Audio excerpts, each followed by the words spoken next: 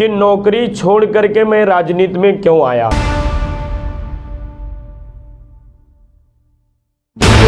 किसान परेशान है,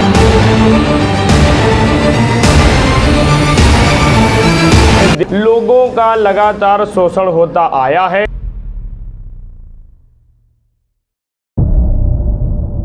मंगतखेड़ा से पड़री मार्ग गड्ढों में तब्दील हो गई है।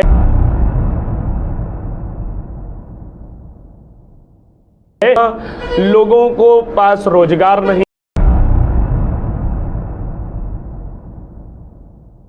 है कि जैसे सरसों का तेल है आज आम आदमी की पहुंच से दूर हो गया।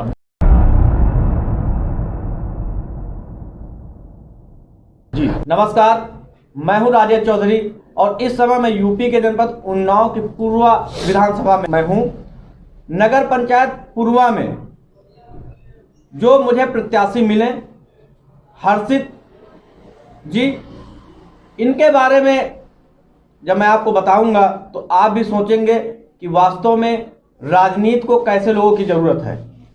पूर्वा विधानसभा एक ऐसी विधानसभा है जहां पे राजनीति का जो घमासान है वो ऐसे मोड़ पे है जहां पर एक तरफ काफ़ी अनुभवी प्रत्याशी हैं तो वहीं पर हर्षित जैसे युवा प्रत्याशी भी हैं।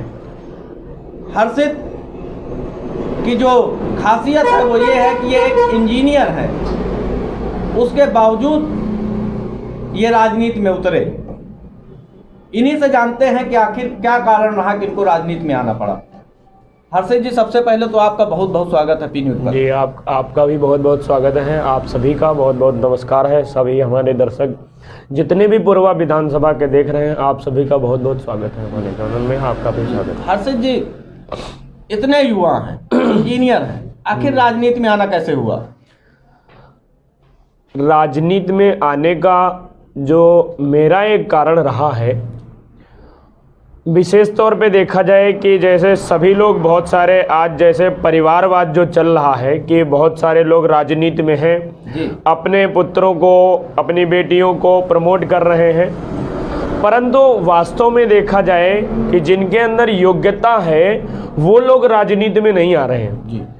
तो मैंने जब देखा समाज की जो समस्याएं हैं तो उनको जब मैं देखता था अपनी नौकरी करते हुए, जैसा कि इंजीनियरिंग का टाइटल मेरे साथ जुड़ा है और मैंने आगरा से जो है इंजीनियरिंग की डिग्री प्राप्त की, जब मैं अपने सामने अत्याचार होता हुआ, लोगों का दमन होता हुआ, गरीबी से जूझते हुए लोगों को देखा, जब मुझे लगा कि नहीं, लोगों की समस्याओं के लिए मैं अगर कुछ कर सकता हूँ, तो मेरे अंदर ये चीज़ें जब आती थी तो मुझे बहुत घुटन महसूस होती थी।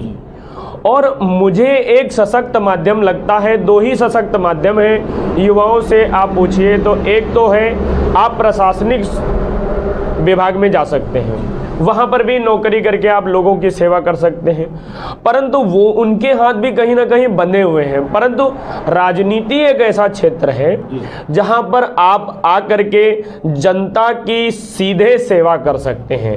इवन आप देखिए डीआईजी असीम अरुण जैसे या अन्य जो अधिकारी हैं वो लोग भी नौकरी छोड़ करके राजनीति में आ रहे हैं ताकि जनता की सेवा कर सकें। परंतु सबसे बड़ा मुद्दा मेरे सामने ये है कि नौकरी छोड़ करके मैं राजनीति में क्यों आया। क्योंकि मैं तो नौकरी कर रहा था, मैंने इंजीनियरिंग किया। तो मेरे सामने सबसे बड़ा मुद्दा यही है कि आज अगर देखा जाए तो सबसे बड़ी जो समस्या है, जो गायों से अनेरू जानवर जो घूम रहे हैं, किसान परेशान है, दिन रात खेतों में मर रहा है। इवन मेरी भी खेती है, लोग बटाई लेने के लिए तैयार नहीं है, आप कल्पना नहीं कर सकते। दूसरा जो सबसे बड़ा कारण है कि जो गरीब लोग हैं गांवों में, उनका ग्रामीण स्तर पर चाहे जिला पंचायत सदस्य हो, चाहे प्रधानी का स्तर हो, चाहे क्षेत्र पंचायत स्तर हो, लोगों का लगातार शोषण होता आया है और आज भी शोषण हो रहा है। इवन लोगों के पास पीने के लिए पर्याप्त पानी नहीं है, इवन लोगों के पास देखा जाए सड़क की सुविधा नहीं है, लोगों के पास अपना घर आज 75 साल के बाद जब अमृत महोत्सव मनाया जा रहा है तब भी उनके पास अपना पूरा पक्का मकान नहीं है। इवन आप पुरवा विधानसभा देखिए तो आप कहीं भी किसी भी गांव में चले जाइए, एक भी गांव मुझे ऐसा नहीं मिला जो पूर्णतः ऐसा हो कि जिसमें कच्चा घर लोगों के पास ना हो। कई घर तो ऐसे मिलते हैं, आप देखिए तो उनके पास छप्पर डाल के लोग रह रहे हैं, काला जो तिरपाल आता है वो लगा करके रह रहे हैं। केवल कितनी जगह है जितनी जगह में आप एक खटिया डाल के सो सकते हैं। इसके अलावा लोगों को पास रोजगार नहीं है, लोग समाज में जूझ रहे हैं और नेताओं के पास अपनी सिफारिश लेकर के जाते हैं। इन सबको भी अगर छोड़ दिया जाए तो सबसे बड़ी जो समस्या मुझे परेशान करती है, जो मेरे अंदर तक मुझे झकझोर देती है, जिसने मुझे आने के लिए इस क्षेत्र में मजबूर कर दिया, वो है नेताओं की उदासीनता कि जनता से चुनाव के समय वोट ले लेना चौधरी जी, और उसके बाद 5 साल तक लखनऊ में निवास करना, जनता के बीच जाना ही नहीं। ऐसे लगता है कि बस वोट गिना लिया और उसके बाद जाने की जरूरत नहीं है। सरकारी आवास मिल गया, आराम से वहीं जीवन बिता रहे हैं। यहाँ पर लोग दौड़ते हैं अपनी समस्याओं के लिए, तो जो नेता कल आते हैं उनके पास कहते हैं हम समस्या का समाधान करेंगे, नामांकन के समय वही नेता दिखाई नहीं पड़ते भाइयों। कि आप देखिए वो नेता लखनऊ में निवास करते हैं, जनता जब जाती है तो उनके जो चेला चपाटे हैं वो बता देते आज विधायक जी है ने मंगर को आना, फिर शुक्र को आना, बेचारा 2-4 बार दौड़ गया, थक हार के बैठ गया। और वही लोग जो वोट नहीं देते वही उनके खिलाफ ग्रामीण स्तर पे राजनीति करके उनके खिलाफ मुकदमे लिखवाते हैं, उनको परेशान करते हैं, फर्जी FIR लिखवाई जाती हैं। तो ये जो भूमाफियागिरी और मुकदमेबाजी हो रही है फर्जी, इससे परेशान और आहत होकर के इन्हीं सब समस्याओं ने मुझे मजबूर कर दिया कि मैं अपनी अच्छी खासी नौकरी छोड़ करके मैं इस क्षेत्र में आया। बिल्कुल हर्षित जी, आप तो मजे हुए एक नेता की तरह आपने एक ही सवाल में सारे जवाब दे दिए जी। आप ये बताइए, पुरवा विधानसभा में उदयराज जी जो सपा से लड़ रहे हैं 4 बार विधायक रहे हैं जी।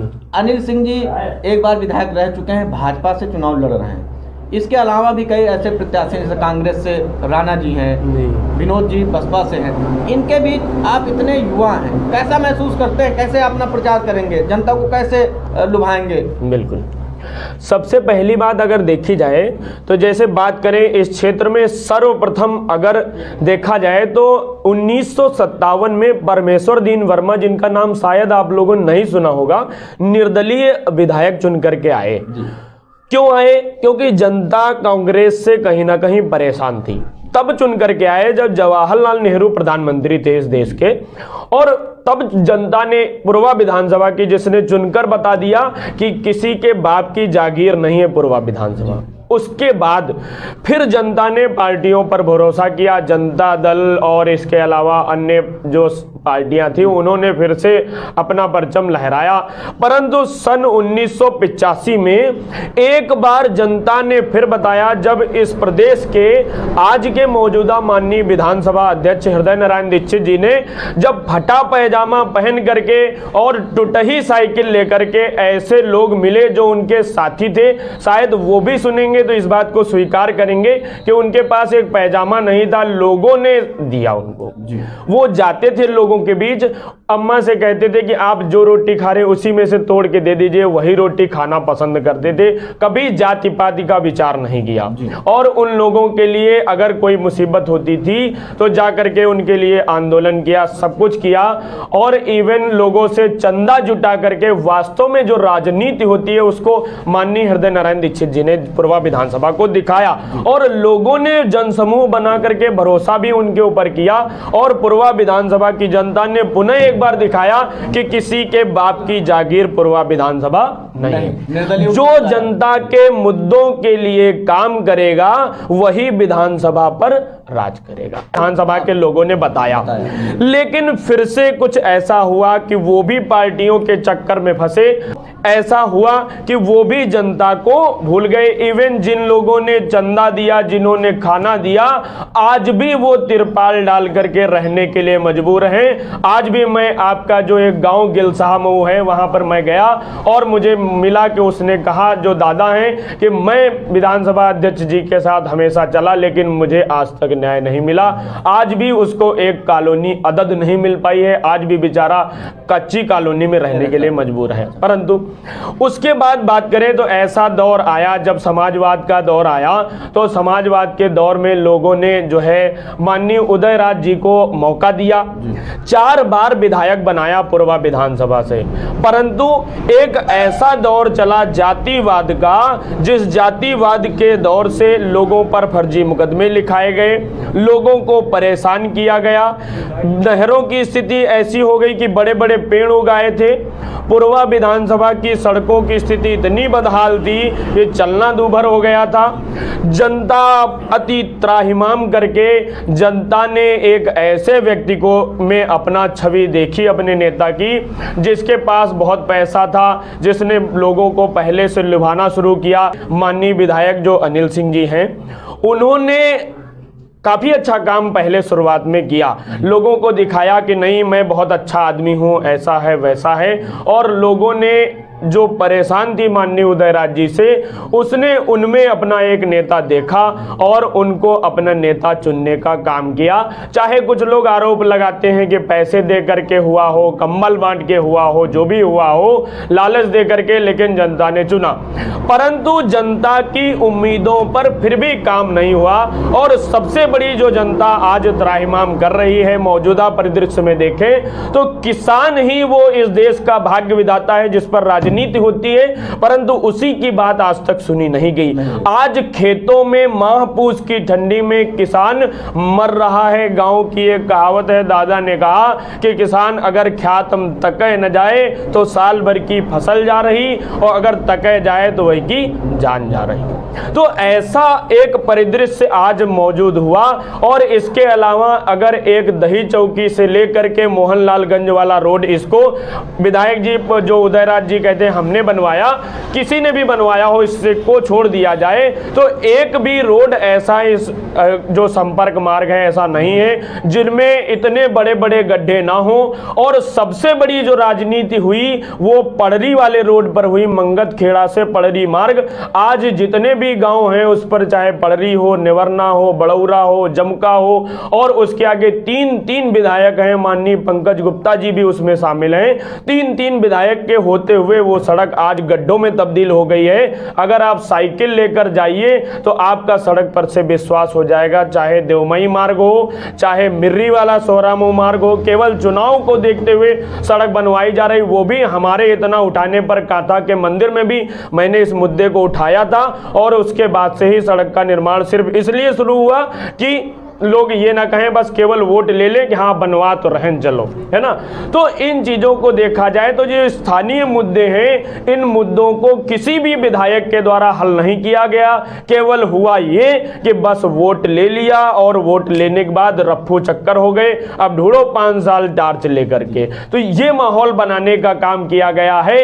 तो मैं ये कहना चाहता हूँ पूर्वा विधानसभा की जनता से कि जिन लोगों ने आपके लिए काम नहीं किया है, तो आप 1957 और 1985 की तरह एक बार फिर से इन बड़ी बड़ी पार्टियों के नेताओं को दिखा दीजिए कि जनता की उपेक्षा करने का नतीजा क्या होता है। और मुझे पूर्ण विश्वास है कि इन लोगों की जमीन सरक चुकी है। आज ऐसे दलदल बदलू लोग, जिनमें जैसे उत्तम चंद्र लोधी जैसे लोग हैं, जिन लोगों ने पार्टियां छोड़ करके एक पार्टी से दूसरी पार्टी, दूसरी पार्टी से तीसरी पार्टी, आज फिर जाकर के उसी पार्टी में बैठ गए हैं। तो आप सोचिए, आप विचार करिए, स्वयं बुद्धिजीवी वर्ग भी 50,000 से ज्यादा ब्राह्मण और ठाकुर वर्ग है, जो आज ये विचार करे कि आप किसके साथ खड़े हैं, कि आप ये जो सड़क नहीं बनी है, जो लोगों को रोजगार नहीं मिला, और एक रोजगार का मुद्दा भी सबसे बड़ा मुद्दा है।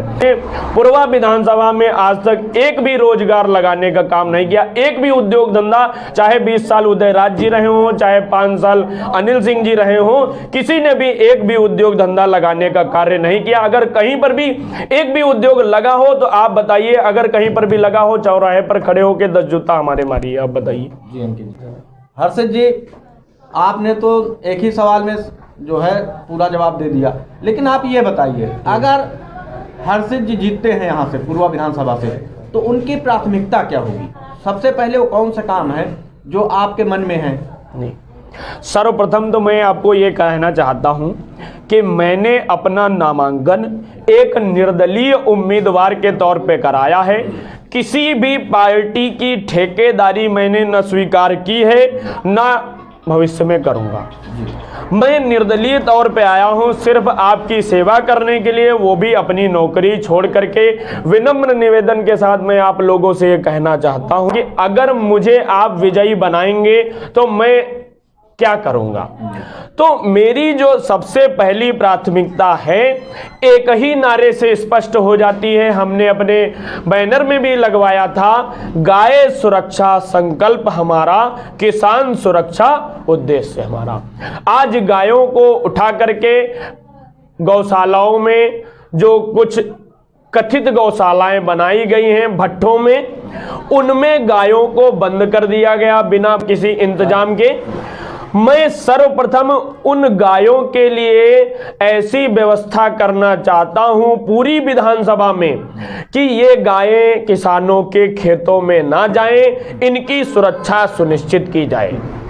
इसके साथ साथ गायों की सुरक्षा तो होनी ही चाहिए, परंतु किसान की भी मृत्यु नहीं होनी चाहिए, साथ साथ किसान की सुरक्षा भी होनी चाहिए। और मुझे लगता है यदि गायों की सुरक्षा हो गई तो किसान अपने आप सुरक्षित हो जाए। दूसरा मुद्दा मेरा यह है कि जितने भी संपर्क मार्ग हैं, 1 साल के अंदर सभी संपर्क मार्गों का त्वरित निर्माण मेरे द्वारा कराया जाएगा। और पड़री से उन्नाव वाला रोड हो, मिर्री से सोहरा मऊ वाला रोड हो, देवमई वाला रोड हो, इन मार्गों का चौड़ीकरण और इनका त्वरित निर्माण मेरे द्वारा कराया जाएगा। इसके अलावा सबसे बड़ा मुद्दा जो रोजगार का है, रोजगार के लिए मैं पूर्वा विधानसभा में अपने युवा भाइयों के लिए, अपने जो हमारे नौजवान भाई हैं, उनके रोजगार के लिए भी सर्वप्रथम प्रयास करने का कार्य करूंगा कि उनको अपनी मातृभूमि पूर्वा विधानसभा को छोड़कर ना जाना पड़े।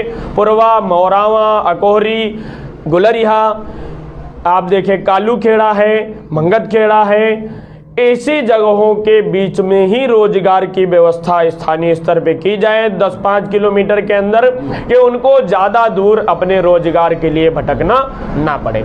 इसके अलावा महिलाओं की सुरक्षा के लिए जो माताएं बहनें हैं, उनके लिए गांवों में सोलर लाइटों की व्यवस्था मैं करवाऊंगा। किसान भाई जो हमारे हैं, जो परेशान हैं, कहीं पर नहरें हैं तो वहाँ पानी नहीं आता, नहरों में पानी के लिए, इसके अलावा जहाँ नहर नहीं है वहाँ पर सोलर पंप और सरकारी ट्यूबवेल की व्यवस्था भी मैं आप लोगों के लिए करवाऊंगा। यानी इसके साथ साथ जितने भी मुद्दे हैं अन्य, उनके लिए भी मैं आपके स्तर पर प्रयास करना चाहता हूं। और आप लोग अगर मुझे जन समर्थन देंगे, आप मुझे आशीर्वाद देंगे, जैसा कि मुझे पूरा विश्वास है पूर्वा विधानसभा की जनता के ऊपर, मैं इसको अपने स्तर तक बहुत ऊंचाइयों पर ले जाना चाहता हूं, मेरी ऐसी आकांक्षा है। और जो सबसे बड़ा मुद्दा है, जो भूमाफियागिरी और जो फर्जी मुकदमेबाजी हो रही है, इसको भी मैं बंद करवाने का कार्य करूंगा। हर्षित जी, एक चीज और, भाजपा सरकार जो है सिलेंडर दिए हैं, जैसा कि वो कहते हैं सिलेंडर उन्होंने दिया है, राशन दिया है, वो दे रहे हैं, किसानों को जो है सम्मान निधि भी दे रहे हैं। आप क्या मानते हैं इन योजनाओं के बीच में आपने जितनी अपने विकास कार्य गिनाए, इनको आप कहाँ ठहराते हैं? आप मानते हैं कि कहीं पर जैसे सिलेंडर उन्होंने दिए तो लोग कहते हैं महंगाई है इसलिए सिलेंडर नहीं भरा पाते, तो क्या ये इफेक्ट करेगा? जो महंगाई है, महंगाई आप देखते हैं 100 रुपया पेट्रोल नियर अबाउट है, 95.97 पैसा, नहीं 96 रुपया में। बिल्कुल। जो गैस है 1000 रुपया की है नियर अबाउट। बिल्कुल। और भी जो अन्य चीजें हैं, जैसे कि सब्जियां भी बहुत महंगी ही अभी भी हैं। इनमें जो गरीब आदमी है वो अपने आप को, चूंकि पेट्रोल आप भी मानते हैं जब से 100 बिल्कुल, रुपया हुआ सब हाँ। कोई बस की बात नहीं है। बिल्कुल बिल्कुल इस पे आपकी क्या राय है? महंगाई मुद्दा है आपके लिए? बिल्कुल, महंगाई बहुत बड़ा मुद्दा है।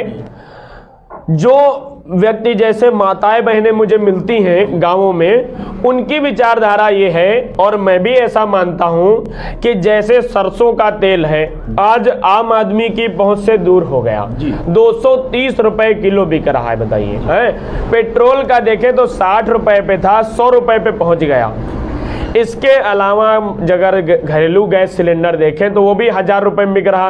पहले 430 रुपए मिलता था, सरकार ने कहा कि सब्सिडी आएगी, सब्सिडी धीरे धीरे कम होते आज 35 रुपए बची है। तो कहने का मतलब है महंगाई एक बहुत बड़ा मुद्दा है, उसका कारण है पेट्रोल डीजल की बढ़ती कीमतें, है ना, और जो घरेलू गैस सिलेंडर है उसकी भी कीमत बढ़ी है। तो कहीं ना कहीं रसोई की कीमत बढ़ेगी तो होटल ढाबे जितने भी हैं उनकी भी कीमत बढ़ जानी है। तो ये एक बहुत बड़ा मुद्दा है, परंतु अगर देश आगे बढ़ेगा तो समय जैसे जैसे बढ़ता है महंगाई बढ़ेगी ही, इसको रोका नहीं जा सकता, परंतु सापेक्ष महंगाई बढ़े तो अच्छा है, क्योंकि केंद्र सरकार बहुत ज़्यादा, केंद्र सरकार और राज्य सरकार टैक्स वसूल रही है। तो मेरी मांग ये है कि इस टैक्स को कम किया जाए ताकि महंगाई कम हो तो आम आदमी अपना जीवन स्तर ऊपर उठा सके। उसको जो अदद सामग्री लेने के लिए है, जो बड़े व्यक्ति हैं मुझे कहते हुए मिलते हैं कहीं महंगाई नहीं है, कोई चीज़ नहीं, जब देश आगे बढ़ेगा तो महंगाई तो बढ़ेगी ही, उनकी भी बात सही है, परंतु आप उस आम आदमी के बारे में भी सोचिए जो कहीं ना कहीं 200 रुपए कमाता है और 2 वक्त खाने के लिए सोचता है। आज भी लोगों के पास शौचालय नहीं पहुंचे हैं, लोगों को कॉलोनी नहीं मिली है, लोगों के पास पीने का पानी नहीं है। ऐसे लोग कैसे जीवन यापन करेंगे, उनके बारे में भी कहीं ना कहीं हमें सोचने की जरूरत है। तो बिल्कुल महंगाई एक बड़ा मुद्दा है और मैं मानता हूं ऐसा कि इस पर काम किया जाना चाहिए सरकार के स्तर पर, क्योंकि 2014 के पहले मोदी जी भी कहते थे कि आज प्रधानमंत्री मनमोहन सिंह महंगाई का मां बोलने के लिए तैयार नहीं। आज भी वो वीडियो सर्कुलेट होता है व्हाट्सएप और फेसबुक पे।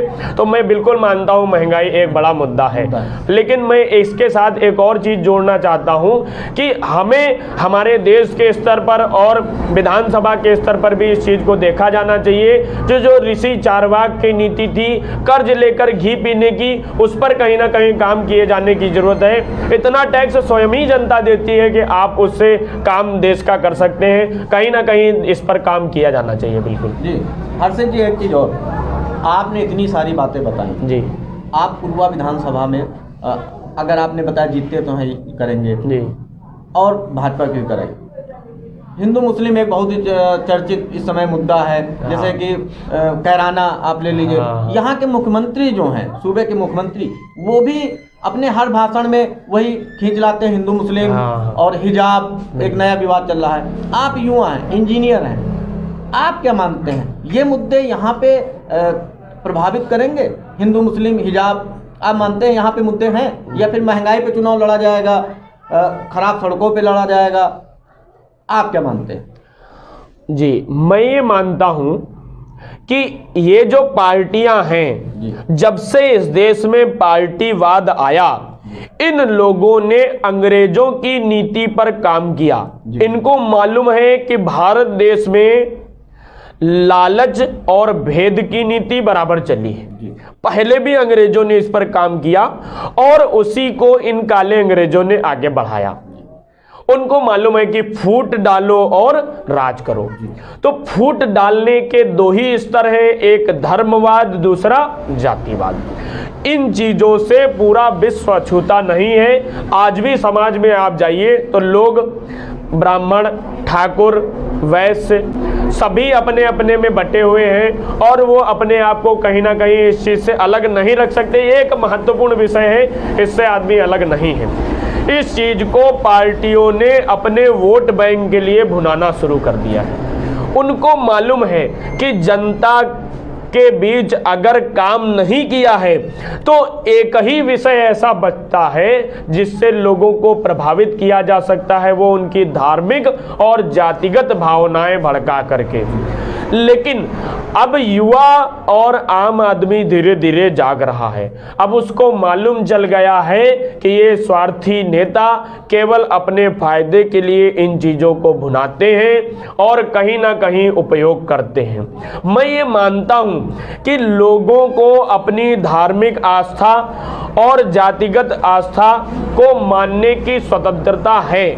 लोग अपनी आस्था के अनुसार लोग भगवान की पूजा कर सकते हैं, परंतु हमको इस चीज का उपयोग अपने चुनावी वोट मांगने के लिए नहीं करना चाहिए, जैसा कि इन नेताओं के द्वारा किया जा रहा है। इसमें योगी जी ही शामिल नहीं है, इसमें जितने भी नेता हैं, अखिलेश हो, मायावती हो, सभी जातीय समीकरण के आधार पर जो चुनाव हुआ है। तो मैं ये कहना चाहता हूं कि चुनाव जातिगत आधार पर नहीं होना चाहिए, और जब तक मैं इस पूर्वा विधानसभा में हूं, यहां पर चुनाव जातिगत आधार पर नहीं होने दूंगा। सभी युवाओं से मेरा आग्रह है कि आप जाति के आधार पर, धर्म के आधार पर चुनाव ना होने दीजिए। इस बार का चुनाव सड़क के मुद्दे पर, बिजली के मुद्दे पर, महंगाई के मुद्दे पर, इसके अलावा जो आवारा जानवर हैं इनके मुद्दे पर लड़ा जाना चाहिए। इन्हीं पर हमको अपना भविष्य तय करना चाहिए, क्योंकि ये नेता तो केवल जब तक वोट नहीं पा जाते थे, केवल तभी तक आपके बीच इन मुद्दों को लेकर आ रहे हैं। जैसे ही वोट पा गए तो फिर आप इनको पाएंगे नहीं, ना ये आपको दिखाई देंगे। बहुत बहुत धन्यवाद, बहुत बहुत धन्यवाद। तो आज यूपी इलेक्शन विशेष में हमारे साथ यूपी के जनपद उन्नाव की विधानसभा पूर्वा से निर्दलीय प्रत्याशी हर्षित जी रहे। हर्षित जी ने यह साबित कर दिया है, अपने इस बातचीत के दौरान साबित किया है कि एक पढ़ा लिखा युवा जो इंजीनियर है, उसकी भाषा शैली और उसकी सोच कैसी है और युवाओं को राजनीति में क्यों आना चाहिए। अब देखना यह है कि 10 मार्च को जनता हर्षित को कितना पसंद करती है। इसी उम्मीद के साथ पी न्यूज भारत के लिए उन्नाव से मैं राजेश चौधरी। इस समाचार के प्रस्तुत करता है pinnacle cricket academy Lucknow. Cricket के क्षेत्र में उज्जवल भविष्य बनाने के लिए आज ही प्रवेश ले। आवासीय सुविधा उपलब्ध। संपर्क करें मोबाइल नंबर 6388571081 8765432343।